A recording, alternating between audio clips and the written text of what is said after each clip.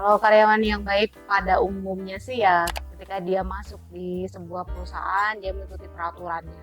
Dia bisa menjadi follower yang baik atau dia bisa menjadi pendukung yang baik dari kebijakan-kebijakan perusahaan yang diturunkan. Terus ketika dia memiliki kesungguhan itu atau kesadaran untuk terlibat penuh di perusahaannya. Karena kan memang ada beberapa karyawan itu ya masa bodoh, yang penting gua kerja sekarang kayak gini, mau ini ada problem kayak gini bukan urusanku. Kan ada yang seperti itu, cuek lah, nggak peduli.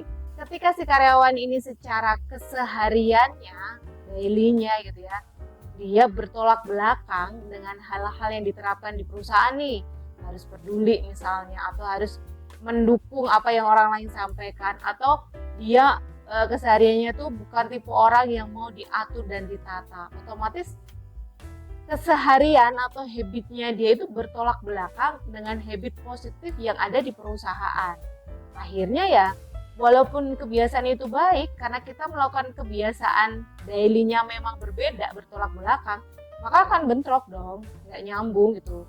Dan si karyawan ini dia kan butuh energi yang luar biasa untuk berubah masuk ke kebiasaan yang ada di dalam perusahaan. Artinya dia harus adaptasi dengan kebiasaan yang baru, dan tidak semua orang itu dia mau loh beradaptasi dengan hal yang baru, dan sebagian orang itu maunya dia mempertahankan ya gue kayak gini gitu ya, gue kagak akan mau ikut-ikutan kayak gitu. Tolakan itu sebenarnya sebagai sebuah reaksi kalau dalam dirinya itu nggak mau terlalu banyak mengeluarkan energi untuk berubah. Jadi, ada satu hukum yang kekal, ketika kita pengen berubah jangan pernah berpikir langsung merubah drastis banget gitu, drastis banget diri kita. Misalnya kemarin kita suka terlambat, terus akhirnya jam 5 pagi gitu.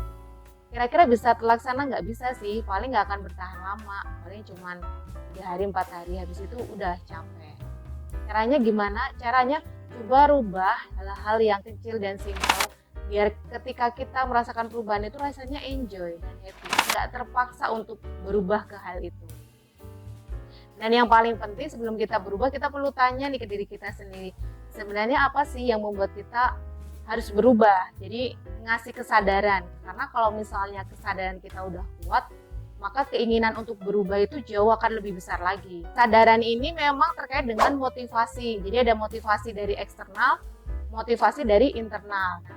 Motivasi dari internal atau disebutnya sebagai inspirasional itu dia akan jauh bertahan secara jangka panjang, artinya memunculkan inspirasi dan awareness ya, kesadaran di diri kita sendiri. Kalau misalnya motivasi dari eksternal, berarti kita tergantung ya dari orang lain. Kalau kita dimotivasi sama orang lain ya kita semangat melakukannya, tapi kalau nggak ada orang yang memotivasi kita ya kita berjalan apa adanya gitu. Kalau yang di luar kantor kira-kira gimana nih, saya 16 jam nggak ada yang ngontrol dan ngawasin. Yang paling pertama, jangan terlalu memaksa diri sendiri. Karena semakin kita terpaksa ya itu kita nggak enjoy menikmati perubahan. Dan paling penting, perjalanan terbesar yang kita lalui untuk bisa berubah jadi baik itu adalah kesadaran. Jadi lakukanlah kegiatan, aktivitas yang membangun kesadaran kita atau memunculkan internal motivasi, sehingga kita punya energi jangka panjang untuk berubah. Kata motivasi buat yang pengen berubah, menemukan muara air itu jauh lebih menyenangkan.